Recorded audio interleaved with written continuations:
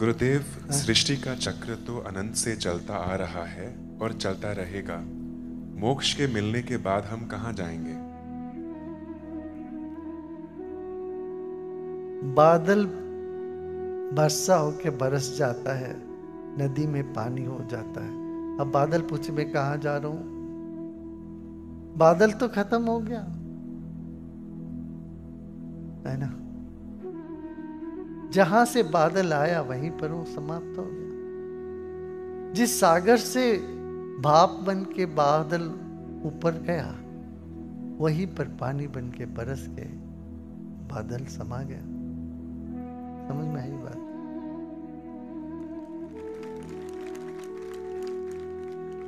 गुरुदेव, हमारी चेतना में संस्कार कैसे बनते हैं और इनकी छाप कितने समय तक बनी रहती है? इसका कोई तरीका नहीं है, तरकीब नहीं है इसको बताने का। कितना कहाँ माप नहीं सकते, तोल नहीं सकते, बता नहीं सकते। होता है। अब ये पूछोगे कितनी तरह के बादल अपने आकाश में चित्र विचित्र वो वहां पर रूप बनाती है। कितने तरह के रंग निकाले गए हर सवेरे सांझ, क्या कौन बोल सकता है ना। ऐसा ही है। प्रिय गुरुदेव, कोटि प्रणाम। आप जो दिखते हैं वो आप हैं नहीं। इस जन्म में क्या आपके असली स्वरूप की एक झलक मिल सकती है? अरे तो मिल ही गए तुमको। जो दिखते हैं वो नहीं बोल दिया ना, तब तो हो ही गया काम।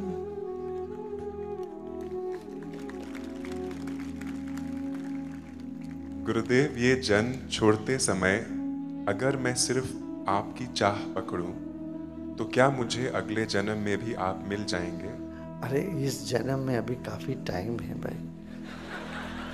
अब यहाँ पर एक बात सोचो, अगले जन्म का देखा जाए। अब तुम भी आओगे, मुझे भी खींच के लेके आओगे।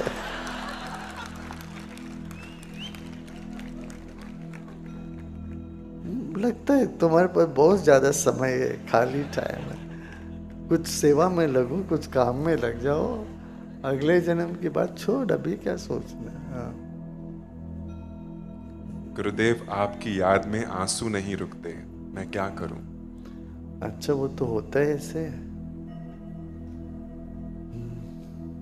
गुरुदेव, और बस वो मीठी आंसू हो तो बहुत अच्छा है। कहते हैं कि मीठी आंसुओं के लिए फरिश्ते भी तरसते हैं।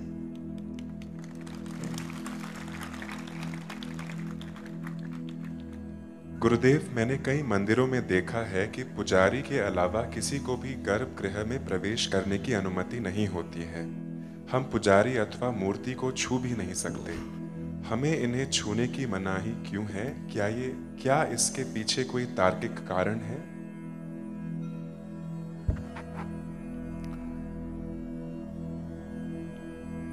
कई जगह तो ऐसा है, मूर्ति बड़े नाजुक से बनी हुई है। अब लोग सब वहां आके पेड़े उसके चेहरे पे चिपका करके घिस घिस करके उसका नाक कान मुंह कान सब ये कर देते हैं। फिर वो सब शिवलिंग ही लगने लगते हैं सब।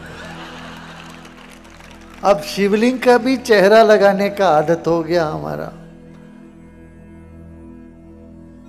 अरे मूर्ति है एक सानिध्य का अनुभव करने के लिए, मौजूदगी को अनुभव करने के लिए। वो अनुभव करें। कुछ कुछ मंदिरों में जलाभिषेक करने के लिए अनुमति देते करते वो शिव जी। सब ज्योतिर्लिंगों में वो है, जाके शिव जी पर जल चढ़ाओ, ठीक है। मगर और देवी देवताओं की मूर्ति पे श्रृंगार करते हैं, और वो भी है उसमें सोना चांदी सब चढ़ा रहता है। सबको आने दो, वो कहेंगे भगवान ने मेरे को अनुग्रह कर दे, मेरे को प्रसाद में दे दिया जी, उसका वहां से थोड़ा सोना चांदी कुछ भी अपने जेब में लेके चले ना जाए। भगवान सबके होते ही हैं, और जो भगवान का वो सबका होता है, तो इसको चोरी भी नहीं कहा जा सकता है। तो भगवान की चीजें हमारे, हम भी भगवान की तो है जी, थोड़ा लेके चले जाते हैं, तो ये सब करने की संभावना भी बहुत होती है। इसीलिए लोग कभी कभी इस तरह से अलग अलग नियम अलग अलग मंदिरों में उन्होंने बना रखा है। सभी जगह ऐसा नहीं है, कुछ कुछ मंदिरों में बहुत पास जा सकते हैं, सब कर सकते हैं, मगर मन मंदिर है ये समझो, मन के भीतर जाओ, वहीं भगवान बैठे हुए हैं। हाँ, कितने मंदिरों में कहाँ कहाँ चक्कर काटते रहोगे, है ना। हाँ, हमारे पूर्वजों ने बनाया 12 ज्योतिर्लिंग, ताकि उत्तर पूर्व पश्चिम दक्षिण सबको जोड़ने के लिए ये विधान हो गया था। पर्यावरण और प्रवास का एक नियम बना दिया था, तो लोग उत्तर भारत और दक्षिण भारत, पूर्व और पश्चिमी तटों को जोड़ने का, भारत को एक करने का नेशनल इंटीग्रेशन, इससे और बढ़िया हो ही नहीं सकता। तो कोई तमिलनाडु से जाए इतने ठंड में अमरनाथ या केदारनाथ जाते हैं, वहां हिमालय जाते हैं, और वहां से रामेश्वरम जाते, इधर रामेश्वरम आते हैं। कहाँ काशी, कहाँ रामेश्वरम, रामेश्वरम किए बिना यात्रा पूरी नहीं होती, 12 ज्योतिर्लिंग हो ही नहीं सकता। फिर सौराष्ट्र जाना पड़े, फिर गुजरात में भी जाते हैं, फिर वहां बैद्यनाथ बिहार भी जाते हैं। इस तरह से एक प्रवासोद्यम को भी बढ़ावा दिया गया था उन दिनों में, और हर जगह संत हुआ करते थे, वहां सत्संग हुआ करता था, भजन कीर्तन हुआ करता था, लोग बैठ के उसमें तल्लीन होते थे। अब फिर सिर्फ वहां एक कर्मकांडी रह गया तो उसका ज्यादा मायने नहीं रखता है। आप देखो कावड़ी चलती श्रावण मास में उत्तर भारत में, सब वो कावड़ी लोग गंगा जी से गंगा जल लेके अपने गांव के शिव मंदिर तक पैदल चलते हैं, इतनी श्रद्धा से चलते। आजकल पैदल चलने की क्या जरूरत है भाई, गंगा जल ले जो, गाड़ी में बैठ के अपने चले जाओ, नहीं, वो पैदल जाते हैं, वो तपस्या होती है, उस तपस्या से शारीरिक श्रम, और शारीरिक श्रम होता है तो मानसिक प्रफुल्लता, प्रसन्नता आने लगती। तो शरीर और मन साथ देगा तो फिर कर्म सिद्धि होती, इच्छा सिद्धि हो जाती है, वहां संकल्प सिद्धि होती है। लोगों बिना किसी कारण के करते नहीं, कुछ संकल्प उनकी सिद्धि होती है, इसीलिए करते रहते, सदियों से चला आ रहा है। उनका मन्नत होता है वो पूरी होती है। तिरुपति पैदल जाते हैं, वैष्णव देवी माँ को, माँ का बुलावा आया, चढ़ चढ़ के जाते हैं। इतना चढ़ते तो क्या होता, सांस फूलता है, सांस चढ़ता है उतरता है तो क्रिया हो जाती है, उनको पता ही नहीं चलता, सुदर्शन क्रिया हो गया उनको, और क्रिया हो गया तो वहां बैठ गए तो मन खाली हो गया।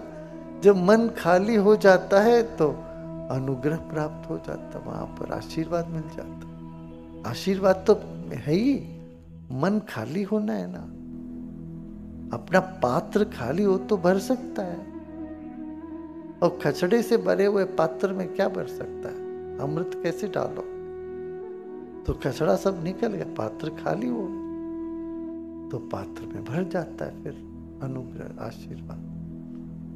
तो ये सब तरीका है उन्होंने पूर्वजों ने बनाया। इसलिए कहते हैं कि मनुष्याणाम अपसु देवता, मनुष्यों के लिए जल में देवता है, मनीषी नाम दिव्य देवता, मनीषी बुद्धिमान व्यक्ति के लिए दिव्यता, दिव्य प्रकाश, वहां पर देवता है। बाला नाम लोष्ट काष्टेशु, अब बालक इतने प्राउड नहीं है, बच्चों के लिए, बालों के, बाल बुद्धि जिनके हैं माने मुग्ध विचारधार वाले, मुग्ध माने इतने प्रकांड बुद्धिमान नहीं है, उनके लिए बालानाम लोष्ट काष्ठेषु, उनको तो लोहे में, लकड़ी में, पत्थर में देवता दिखती है। ज्ञानिनो आत्मनि देवता, ज्ञानियों के लिए अपनी आत्मा में सारे देवता होते हैं। नहीं होता। और ज्ञानी अपने आत्मा में देवता देखते हैं, वो दूसरों के थोड़ी ना कहते इसमें नहीं करो, इसे ये क्यों करते हो, ये क्यों करते, नहीं ठीक है, सबका अपना अपना एक एक कदम चल चल के आगे बढ़ो।